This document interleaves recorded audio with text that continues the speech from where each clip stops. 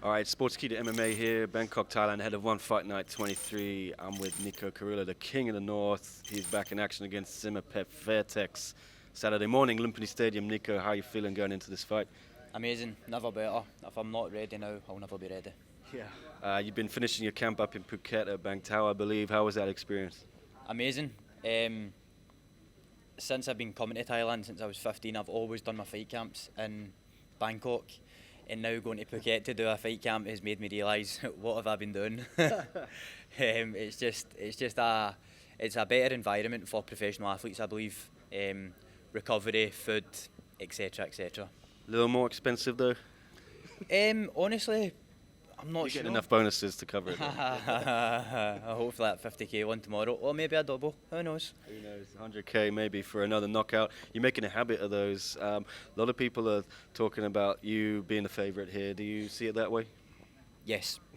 I'm sure you do. But Saemapetch, he's no mug, is he? He's veteran. No, of course, yeah, it's exactly what you said. He's a veteran. I'm not overlooking him in any way. But the problem with fighting me is that I prepare different for every fight. And the way I've prepared to beat Saemapetch, I don't think he stands a chance. Yeah, not a lot of people are putting up their hands to fight you, including the champion, some might say. You think Jonathan's running away from you, right? I do. I've said this a million times. There's no need to keep going on about it, but obviously after his fight, there was a lot of talk before he fought Lobo, and then after the fight with Lobo, my name never got mentioned again. So make that what you will. But after I do a job on Saemapetch, I will be undeniable, and it will be me next in line for the title. Oh, I'm sure there'll be an uproar. There could be an uproar. I mean, Saemapetch, got to respect him for accepting the fight. He told me just now he had no hesitation. He said yes immediately. I'm sure you have some respect for that. Absolutely, 100%.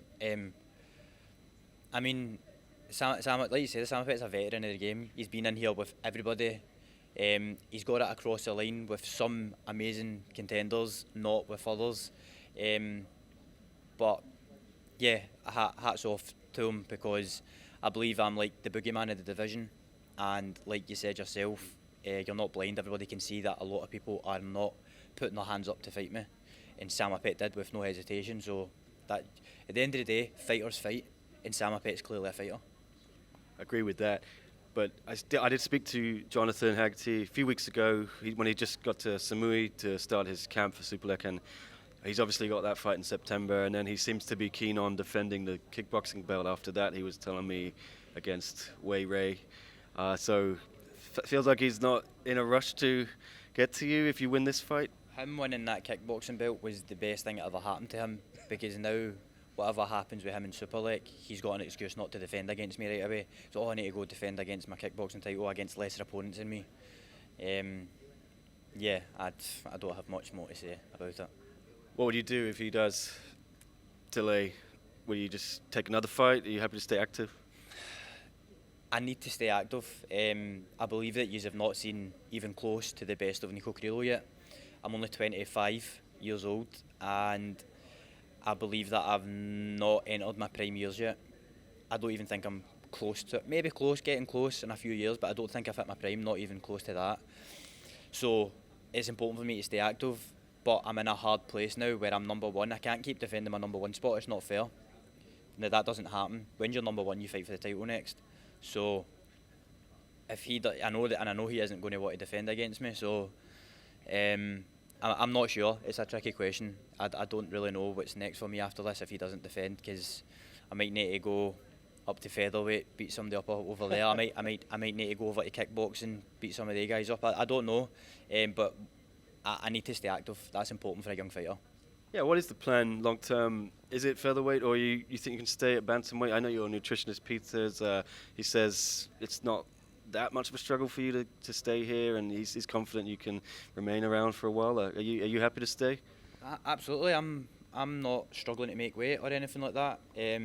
I've never failed or missed hydration once since I've signed for this company. The reason I say that about featherweight is because I am number one and I need to fight for the title next. I think it's dangerous of me to keep defending my number one spot without fighting for a title. so at least I can take chances. I can go up to featherweight and mix about there. Do you know what I mean? But it is dangerous for me to just keep defending. And another thing as well, once you're the champion, your money goes up. So the way I see it is, why would I keep fighting all the top ranked guys without the champion wages? Does that make sense? I understand. So maybe an interim belt, something like that.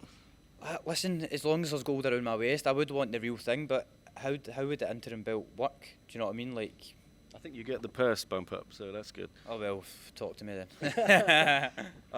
Yeah, I saw everyone's talking about the weight with you as well. That, you know, weight bully this, weight bully that. Love it. Yeah. What's your take on that? I have no take on it. I don't really listen to the noise. It's other people who tell me about their stuff. People who call me a weight bully, it shows me a massive chink in their armour. So they are projecting stuff that they fear. So they're putting it out there. Oh, he's too. I can see you call me a weight bully. You think I'm too big for you. There's a chink in your armour somewhere. When I go into fights, you never hear me calling people anything. You know what I mean? I'm very confident in what I do. People who say it about me, it's because they're worried about something. So you call me a weight bully, I know there's a chink in your armour. I know that you're worried about my size. You say something else, I know there's a chink in your armour. I know you're worried about this. So, yeah, that's the way I see it. Are you even expecting Haggerty to still have the belt by the time you get to him? Because Superlek, obviously, we know how incredible this guy is. Do you think Superlek's going to walk away with the Muay Thai, bantamweight Muay Thai belt from Denver? I think there's a high chance. I'm not writing any of them off. I'm on the fence with the fight, to be honest. The fact that Superlek weighed in at 135 2 weeks ago, and now he needs to bump up to 145. Haggerty's been a bantamweight for a while now. He's been doing a lot of strength work. He's moulded into that kind of body. I think the thing on his side would be the strength advantage. But Superlek is awesome. So it'll be a great fight nonetheless, and I'll be ready for the winner. Yeah, and you talk about going up to featherweight. If they offered you a title shot with Tawanchai, something like that, would you accept that? If they offered me a title shot with Tawanchai, I would sign the contract in seconds. 100%. I've worked hard to get to number one at bantamweight, but my hard work suffices over to that as well. So if they wanted me to fight Tawanchai for the belt, I would 100% do that. Is that easier fight for you than Haggerty? It's definitely not an easier fight. Not even close. I believe that Haggerty's an easier fight than Tawanchai, but I am here in this promotion to challenge myself. And after Tawanchai's latest performances, there's things that I see that I could definitely get it across the line with him. But yeah, the goal is to be the bantamweight champion, and once I defend that a few times, go up to featherweight and win that belt. Or who knows, it might come the other way first. Who knows? Well, let's see what happens in Denver. Let's also see what happens on Saturday. I'm sure you believe it's not going to go too long. What's the prediction? Exactly what you just said. It will not go to the judges just like the rest of my fights. I'm pretty sure it will not. All right, Nico Carrillo, Saemapetch Fairtex, going to be fireworks either way. The King of the North is back. Yes, sir. Thailand, Yes, Lumpini sir. Stadium. All right, thank you, sir. My man.